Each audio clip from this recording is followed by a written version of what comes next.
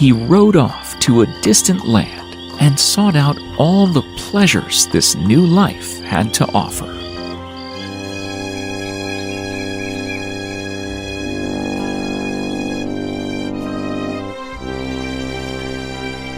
He spent money on fancy food, expensive drinks, big parties, and many other things that would not please God. He did not pay attention to how much anything cost or how much money he had left.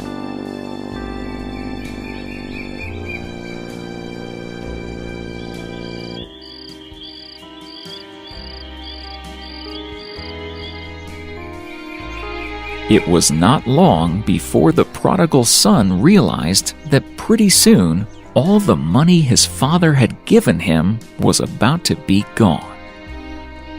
When the prodigal son spent all his money, he became desperate.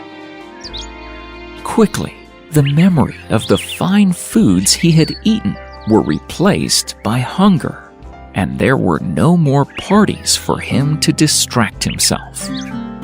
The prodigal son went to look for work wherever he could find it.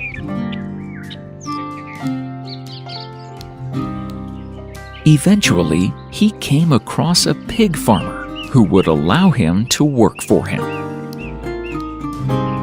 Times are tough, boy, but I can try to spare some food for you if you're able to watch over and feed the pigs.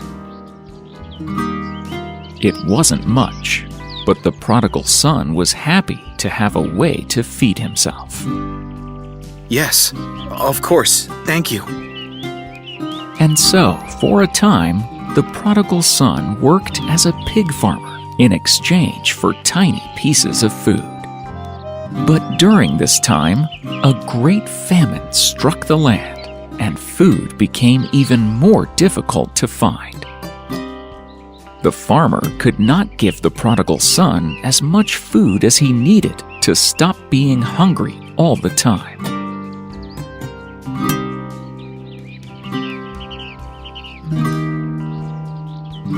One day, the prodigal son caught himself watching with jealousy as the pigs ate their scraps.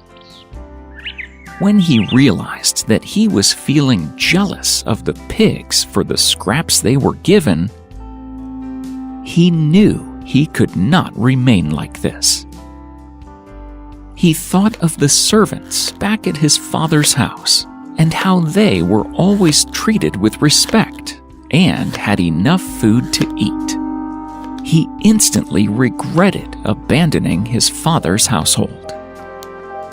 I have wronged my father by taking my inheritance and leaving to live a life of sin instead of taking care of my family home. I will go back and offer my services to my father as a servant and hope that he finds it in his heart to let me back into his home.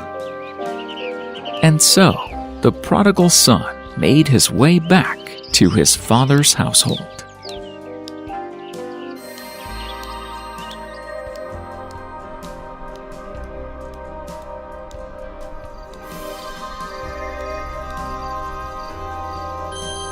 As he neared the home, the prodigal son grew even more afraid that his father would reject him and not allow him to work as a servant. But before the son even reached his home, his father spotted him and ran happily to greet him. Father, forgive me. I should not have left and been so prodigal with my inheritance. But the father did not care.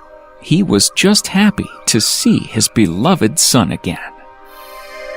If you will forgive me, I wish to work as a servant for you and make it up to you. No, my son, you need not be sorry, and you needn't work as a servant either. I'm just happy to have my son back.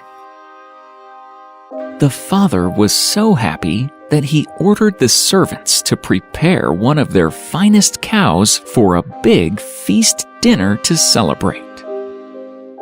The older brother was working in the fields when he heard that his brother was back after wasting all of his inheritance.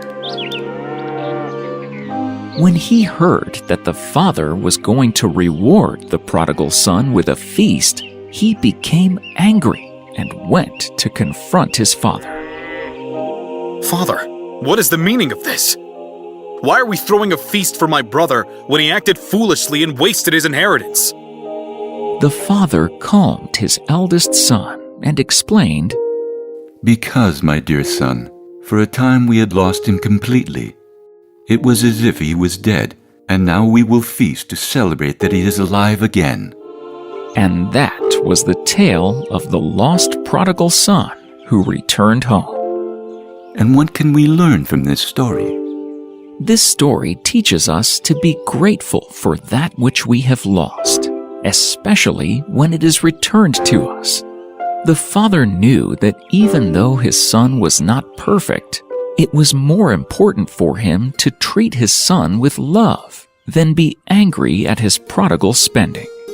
Even when someone has acted badly, when they decide to change their lives and become a better person, like the son did, it's important to support that change. This is how God views us, even when we do bad things. As long as we decide to become better, God will show us love and acceptance, just like the Father did to His Son.